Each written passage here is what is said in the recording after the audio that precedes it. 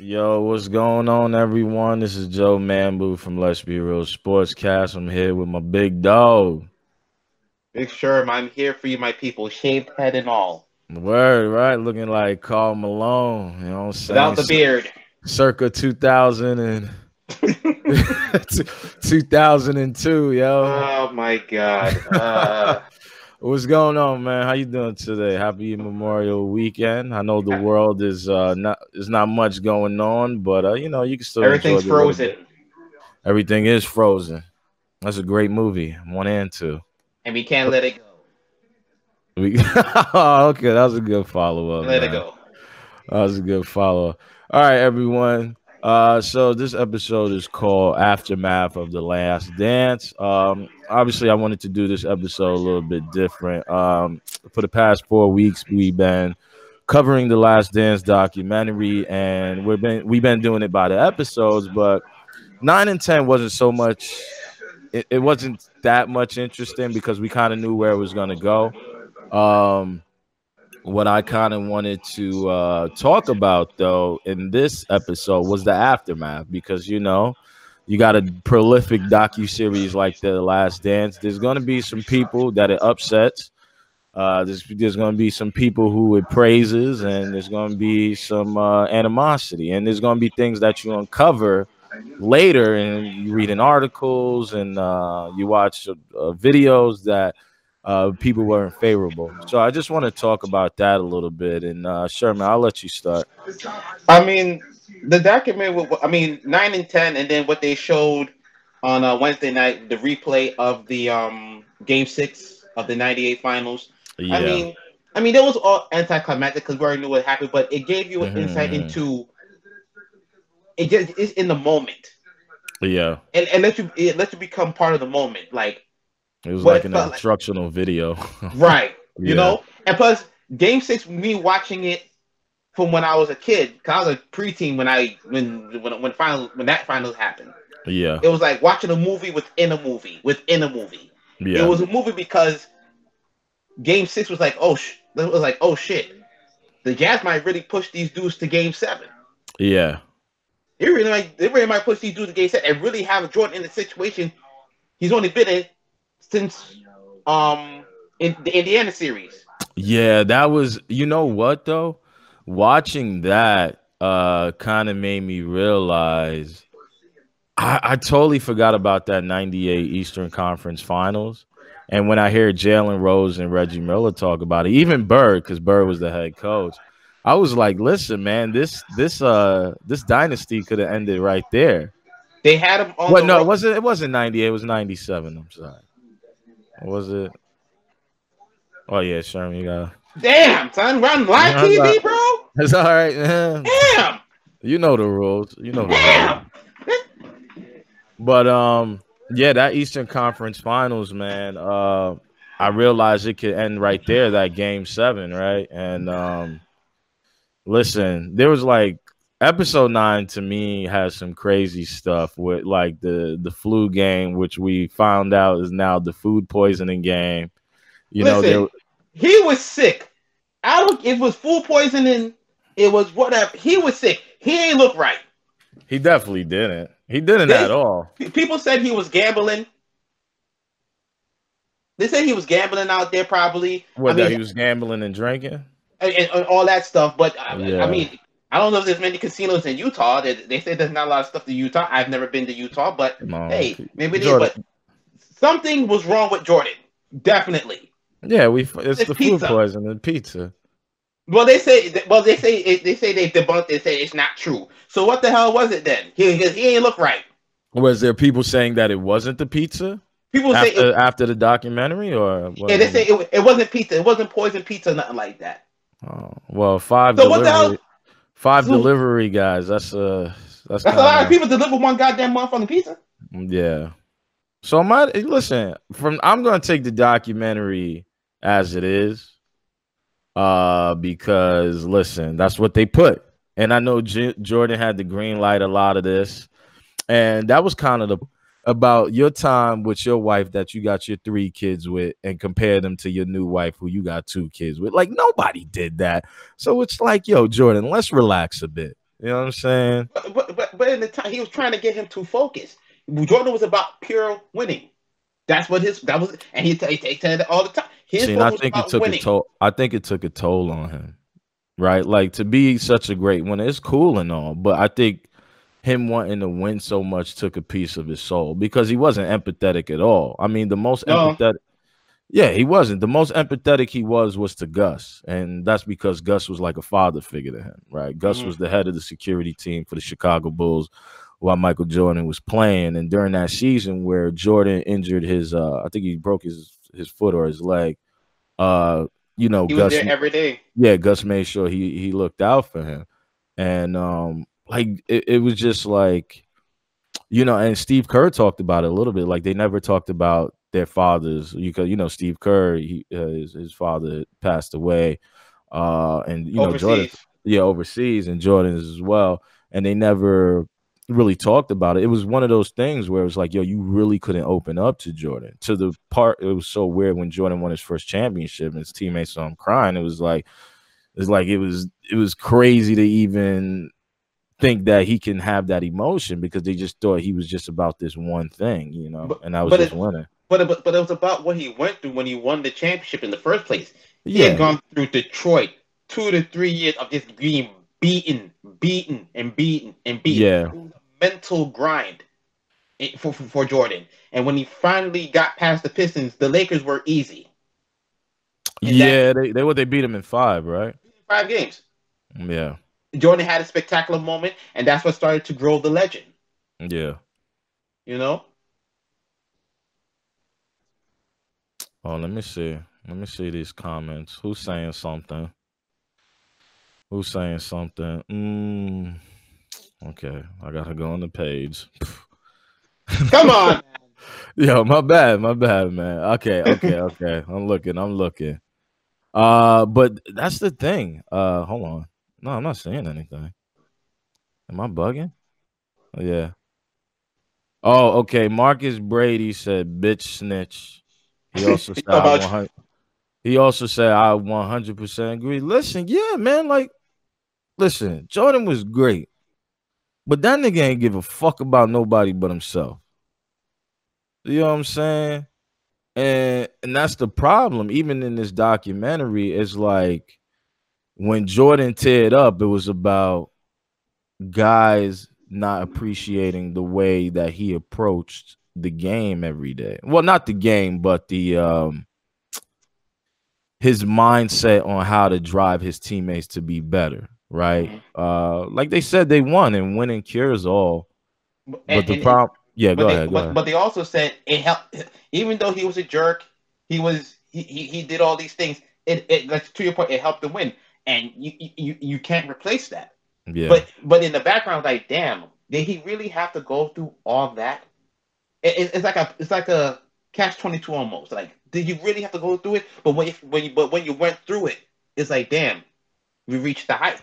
We reached the pinnacle of our goal. yeah, So it's kind of tough. And at that time, like I said, so if this was a social media era back then, they would have killed Jordan. yeah. They definitely They would have would killed. have killed Jordan every step of the way. The way they kill LeBron now, but not for him being a bad teammate, but for the winning and not winning and all that type of stuff. Yeah. But you get what I'm saying. Yeah, I mean, it's one of the things, man. I know Twitter must have had a field day with the 5 weeks of this documentary, right? Mm-hmm. Coming from like Jerry Krause and how he prematurely broke up that team. Freaking Rodman going to be a wrestler in the midst of a The finals. finals. Hey, baby, I remember watching You that. know what I'm That saying? was cool as shit, man. You know what I'm Shit. saying? He wanted to be with, Rodzilla. yeah, Rodzilla and all that. So Scottie, Bashing DDP in the back with a chair, smoking a listen. cigar right after. I hated NWO. Diamond Dallas Page was my guy, Yes, man. sir. Yeah, that was my guy. But yeah, so I mean, Twitter must have had a field day, and it was definitely funny to just to see the interactions between the other players. Like what I peeped was how professional Isaiah Thomas was when it came to calling the games alongside Bob Costas that Jordan played in. Ah, You know what I'm saying? He didn't let the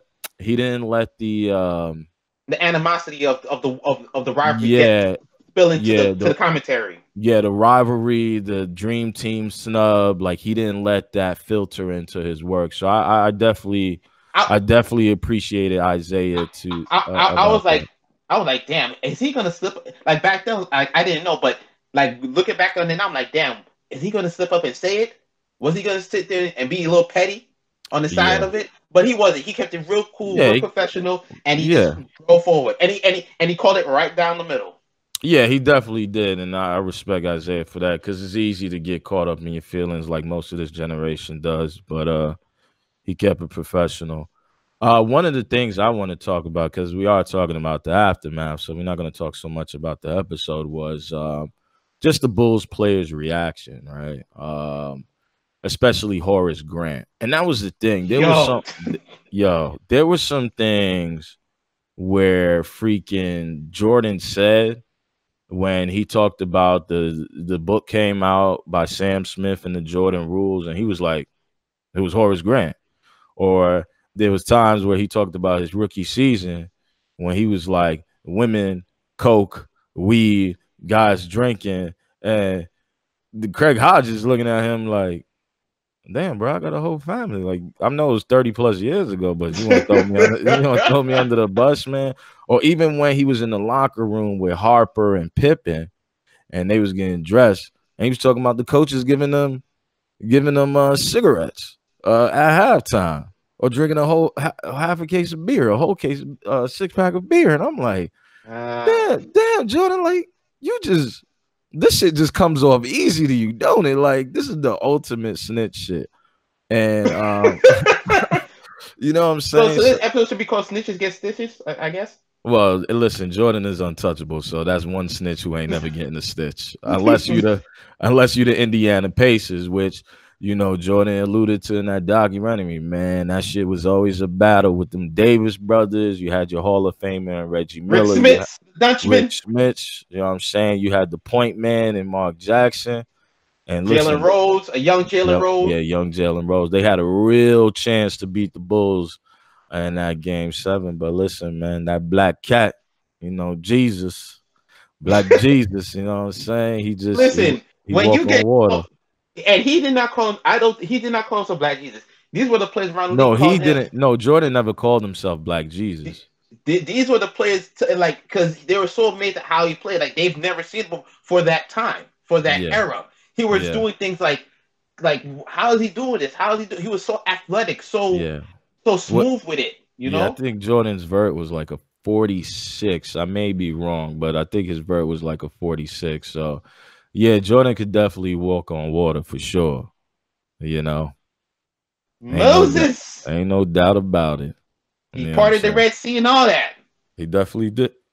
So my thing is, man, like, how do you feel like now that the documentary is done? Like, Uh, what do you want? What questions did it answer for it you, didn't. or It didn't. didn't answer for It you? didn't. We knew what it was already. Yeah, It just shined the light on the things we always had questions about. yeah. How things went. The Scott Burrell thing. I didn't know he was dogging him like that. Like, He was dogging like, him. look, we would have been fighting at some point. But Scott was such a nice guy. Right. See, and people will say he knew who to do it to. Yeah. Oh yeah. I definitely He knew think who so. to do it to. Yeah. I don't think you're doing that to Oakley. Well, back then Oakley and them was like in the same class and all that, so it really didn't come off that way. Yeah. Well, Oakley was his guy. So when they made Right. that trade, when they made that trade, I think it was for Will Purdue. I'm not too sure. I may be wrong, but when they made that trade, Jordan was pretty upset. But it opened up the floor. But go ahead, continue. But for me, like we knew about the sneakers, how he transcended the league. Yeah. It really didn't. It really like he's the Babe Ruth of basketball. Yeah. But that's how simply you can put it. This is put a rubber stamp on it, and then you hear that younger players, today's players, were watching this and have been inspired by this. Yeah, of course, definitely. I mean, yeah, they've been inspired by this, and they want to go out there and have that same type. Well, not the whole, fuck you, ho, and all this stuff type of stuff he was talking about. I Yo, don't but know about all that. Son, listen, I'm gonna I don't tell mean you, to laugh, but this scene that I was like, damn. yo, after the '98 loss to the Pacers, I think it was Larry Bird. He met Jordan in the Oh hallway. wait, Said "fuck you, bitch." damn. I was like, God damn, Jeez. this just must be the exchange at the time of the NBA because this shit was crazy, you know. But I mean that's how it was in that era of basketball. That's how it was. They were trash, but they were still cool. Well, some of them were still cool, I guess. You Yeah, know, but that was the of the time. But the Jordan documentary, but like I said, basically it was a Jordan documentary. You right? it basically was. Yeah, It was a Jordan documentary in a sense. It's the yeah, last dance with Phil, and Phil was the only man to keep this thing all together. He does have yo. love for Phil Jackson too. He has much love for Phil No, Jackson. he does. Look, Much love for Phil Jackson. that was the thing Not too, so much man. for Jerry Krause, but hey, when you No, try to destroy something that they helped build and worked so hard and was underpaid for all that time, I guess you would yeah. have some animosity and stuff of that nature. But that was the thing, though. Jerry Krause was like fawning over players when you had this championship dynasty. You know, he was fawning over Dan Marley. He was fawning over Who coach? Tony Kukoc. You He know what I'm calls him the saying? left-handed Magic Johnson, and of course that rubbed them the wrong way. I mean, Yeah, like how am I here? I'm doing everything. I'm winning you championships. We're all being successful as a team, yeah, and you're just gonna sit here and parlay this guy who has never really hasn't proven anything yet on our stage, and say, yeah, hey, deem him the chosen one. yeah. You Listen, know, you he know took who that I, to heart. yeah, you're right about that. You know who I feel really bad for though in this whole documentary after the Who's that? aftermath? Scottie Pippen, man. Let me tell you something. Listen, Scottie Pippen, bro. what's documented was documented. He went out with a migraine in Game 7. He couldn't play I mean, versus the Pistons. not even just that, bro. But it's documented. You can't be Yeah. mad at what's documented on camera. Listen, my thing is Jordan calling himself is now there was one misstep that I didn't care for that Pippen did make, and that was in the game Oh, 3 oh, against the God. Knicks, right? Where he chose where Tony Kukoc there was a play draw for Tony Kukoc, and Pippen was a little bit upset because Jordan had left, and Pippen is the man now, but they're He, still he, he, playing he, committee basketball. he Yeah, thought this was his moment, though. yeah, That's the thing behind it. yeah, He thought this was his moment to, like, all right, I'm gonna get the rock now. I'm gonna show that I can be just as clutch as Mike. And then yeah, when Phil said it's for Tony, he sat down. And I yeah, said it. I said it last week. I said that's the biggest mistake. You cannot quit on your teammates in any way, shape, or form of that nature. Stay in yeah. the You court, be a can. damn decoy if you have to, but you can't sit down and quit. Yo, and that was the crazy thing. So the flu game, right? Like, and that's Mike is so dope because in the flu game, like he was sick and he was just like, yo, you know what? Like, if anything, I could be the decoy. Like it was a pivotal game 5, right, in Utah. And he was so sick that he told Phil, he's like, yo, if anything, I could be used as a decoy. And like people don't understand how powerful that is because for the most part of his career, Michael Jordan is like, yo, I'll do anything to win. Like I want to be the guy that brings us there. But late in his career, after he won a couple championships, After the first repeat, after the first three-peat, like he started trusting other guys. You know what I mean? Steve Kerr was one of them. Dennis Rodman, we found out he trusted him, after Scottie missed the 35 games, right, due to his injury, because he wasn't fucking up his summer, just like he said. So Jordan trusted his teammates. I mean, and you have some of that in the first three-peat where he trusted John Paxson, but it was just like just the detail that he has to the game, in which he knew like Byron Russell played on his toes, so he knew yes, how to attack him. He, earlier in the series against Utah, John Stockton came and stole the ball, and he knew that that's something that could be done again. So he talked to Kerr. He talked to yeah, Kerr they on the double bench, Michael in that point. and he hit that shot, and it's just crazy. So we all know that Mike is a great player. The only thing that I have a problem with this whole documentary is the spilling of the beans, right? Especially by Mike, right? Like I'd have felt like they interviewed Horace, they interviewed Scottie, Bill Wennington. What I would have liked to see is some stuff from Luke Longley. A little bit more from I like the stuff from Dennis Rodman. They didn't want to do it. Some No, of them I didn't know. want to do it. Yeah, and I understand that.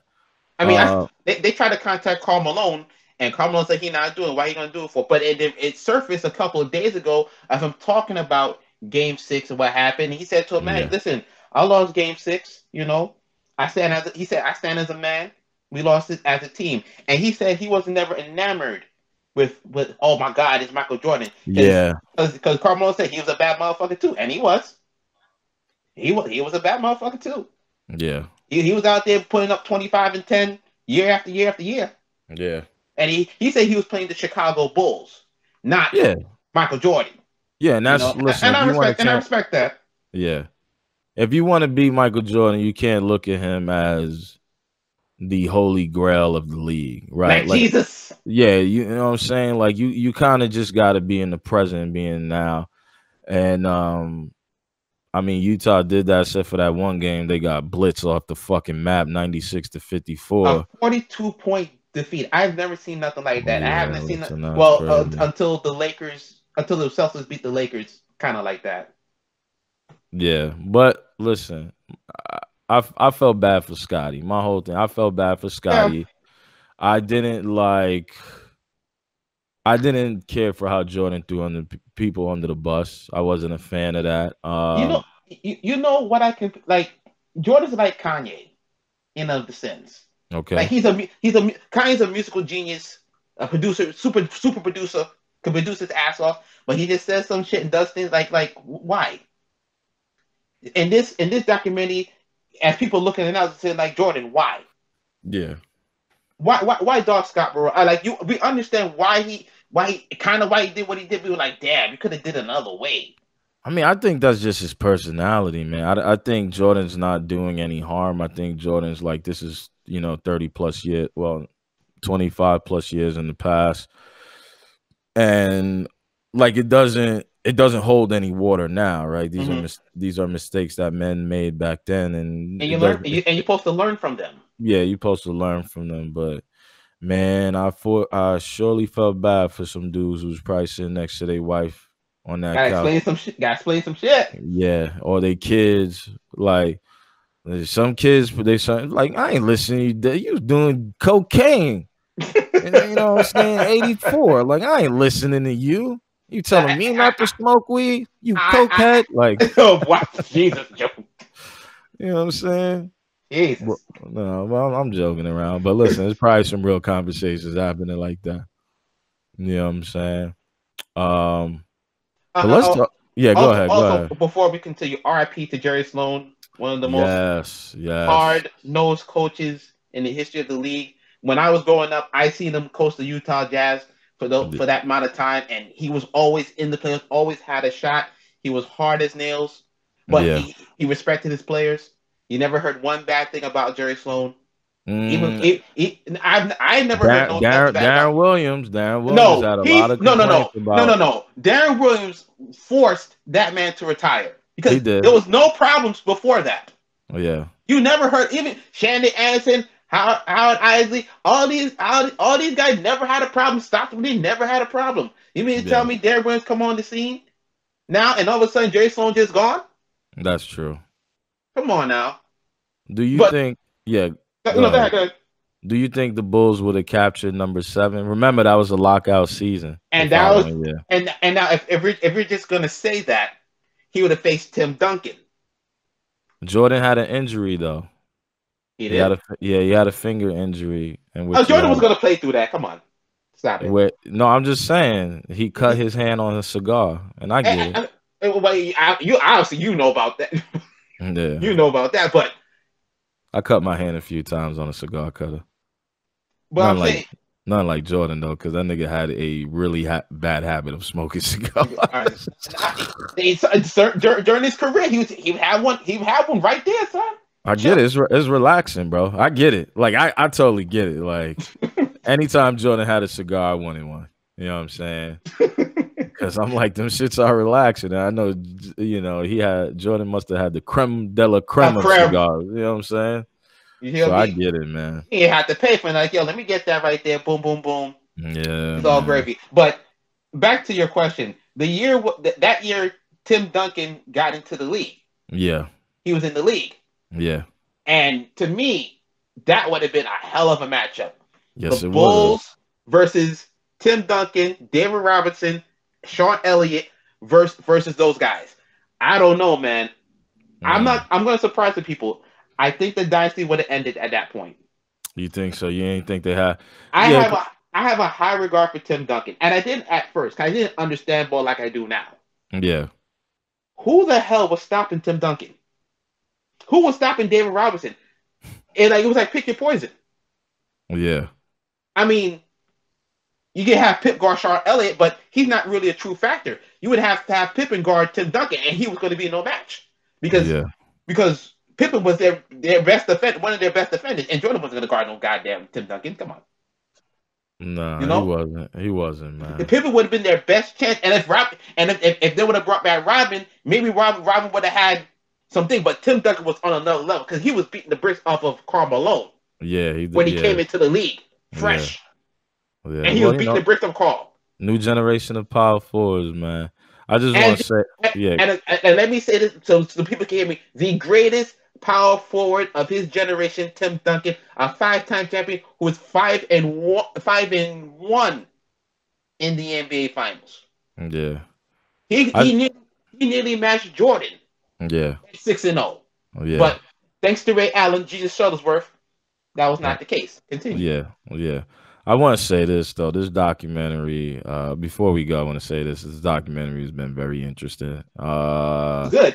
I can't wait to see what's the next one that's gonna be. I'm waiting for the Kobe documentary because that's gonna It's be coming. better. That's gonna be better than anything else in this It's planet. coming. But They said they do one on Tom Brady, the fake GOAT, but I will not be yeah, watching that crap. Sorry. yeah. You won't be. I won't be going on the blog doing no thing on no Tom Brady. So Yeah. don't even look for it. I mean, Although, go ahead. yeah, I'm even interested in a LeBron James one when he retires. So So I what's it mean, going to be about? 3-6? nah, it'd just be about his time in the league. His first Okay. 7 years of struggle. His time in Miami. And his time with the Lakers. I mean, I think that's the best way to break it down. And you break down from him being in Akron, So Believe but Land is already done, right? But huh? he has Believe Land, does he not? Yeah, He has yeah, Believe Land. yeah. He does. That's probably what they should call it. But I Uh, want to uh, thank. Yeah, go Also, ahead. the Bruce Lee. Please watch that. Go ahead. Yeah. But I want to thank you guys for tuning into another episode of Let's Be Real. We'll be covering some other topics. I'll figure it out during the week since the last dance is over. If you have any questions and comments, make sure to hit us up at lbrstalk@gmail.com. Check our YouTube channel. Just type in Let's Be Real Sportscast. Uh, Spotify. yeah, Spotify. Make sure to check out the Facebook page, Let's Be Real, or LBRS Sports Blog, where Big Sherm does a good job of filtering in the in-between stuff in between episodes. And that's another one in the bag. You guys have a nice Memorial weekend. And today's my birthday, bitches. Happy All right, birthday, peace. bro. All right, peace.